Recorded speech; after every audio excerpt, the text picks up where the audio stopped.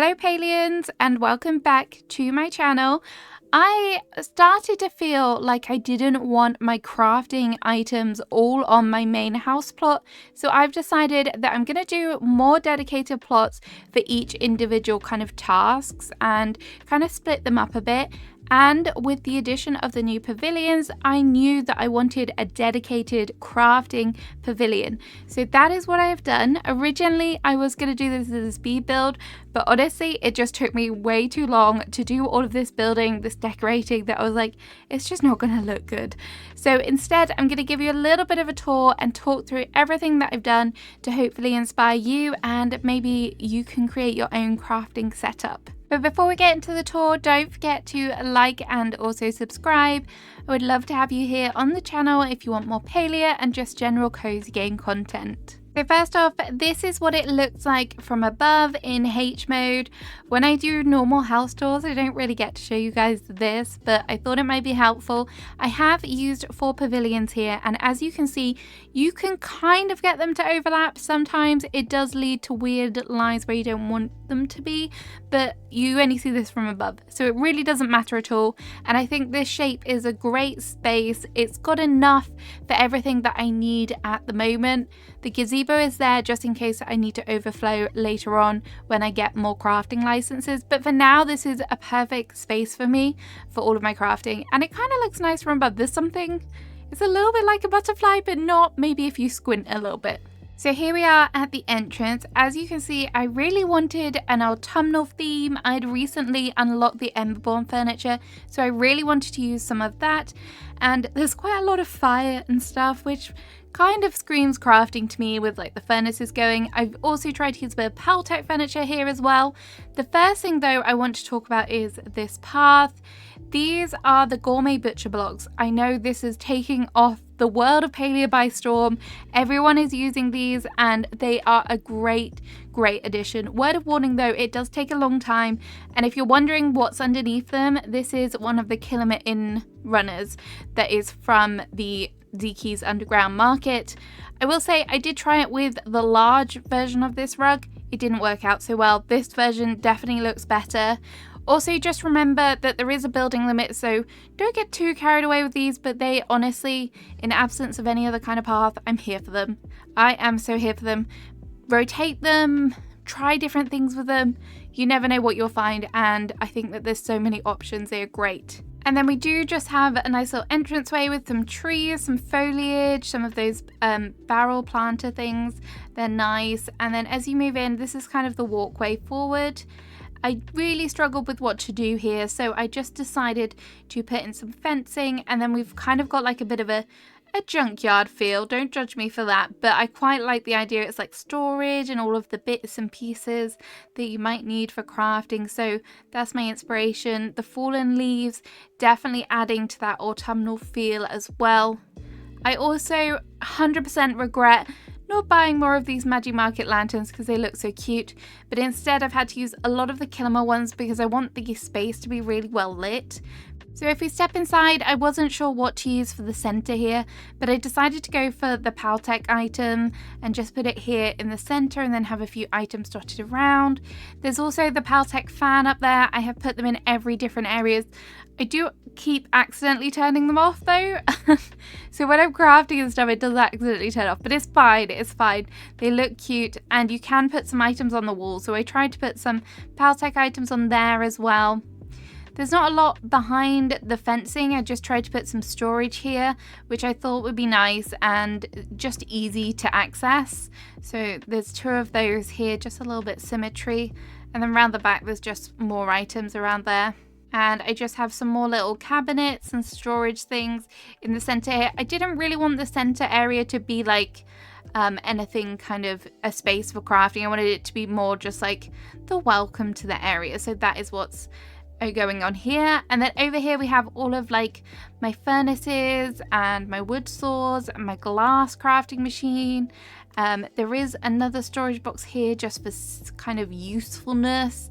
There is the repair tools as well, but again, as you can see, there is kind of like the poke of the trees through the back. There's lots of flowers and foliage and bookshelves. I don't know what happened to my pavilion. It started to glitch out a bit, so the grass has started to come through a little bit, but I don't think it looks that bad.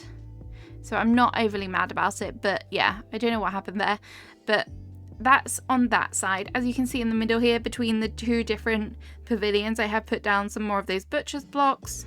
And then over on this side, this is where the serious money is made. We've got lots of seed machines, preserves, worm bins, and this is where predominantly, I would say, most of my money is made.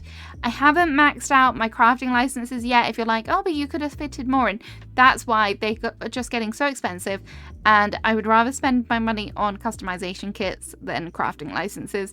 So it is what it is, but I'm still making good money, so I'm not like too worried about it at the moment. I did decide to put a little bit of a centerpiece in the middle here with some pumpkins. Because I'm going for that autumn feel, I thought that it was a great opportunity to use some of those pumpkin furniture, which is now just sat in my storage chest. They've been there a while, so hopefully this is a good excuse to use them. And then there's some lanterns down the back, again more foliage.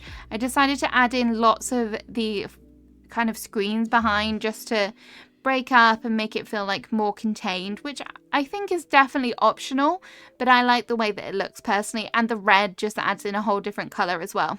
So if we head through here, this is where we have more like DIY, crafting tables, customization bench. I also made this little cute area for, it's like the little sewing area. So we've got lots of fabric things. I was so happy to get those baskets from the rummage piles. They're so cute, such a good recipe. I do wish we could kind of change the blue stripe on the pattern, but it is what it is. I just love the fact that I've added the little chapper there as well, so he can work away. And then these items over here, these are from Tish. They're very cute. Like, I love how that one just like turns page like it's magical. And then this one you can open as well, which is really nice. So you can buy them from the metal store, which is nice. And then I have another storage chest, mainly just to fill up the space, but also it will come in handy. And then over here we have my DIY crafting station. I just decided to fill it in with some random bits and pieces, and the customization kit is over the modified. I've got customization kits on my head. The modification bench is over here as well. Just nice and easy to have them both together. It just makes my life so much easier. And then as you can see, this is where my gazebo is. It is kind of a space filler at the moment because I think I might change out what's in there. I just really quickly put some decoration pieces down just so it didn't feel like totally empty. But as you can see on the path leading up to the gazebo, we've done what was out the front in the entrance, just those little blocks, and they're over the rugs there. And I've just tried to kind of frame the whole entrance to the gazebo. So we've got some nice little pieces with the dragon lamps, some emberborn pieces as well. And then in the gazebo itself, we just have a fountain, some seating, some lighting, some foliage. I just was like, oh, let's just make somewhere that you can come and relax. Because not always am I going to want to kind of switch plots when maybe you have friends over, things like that. So maybe it'll make it easier just to have a little chill space as well. And the chappers are obviously just finishing off the whole area as well. So I thought that was kind of cute.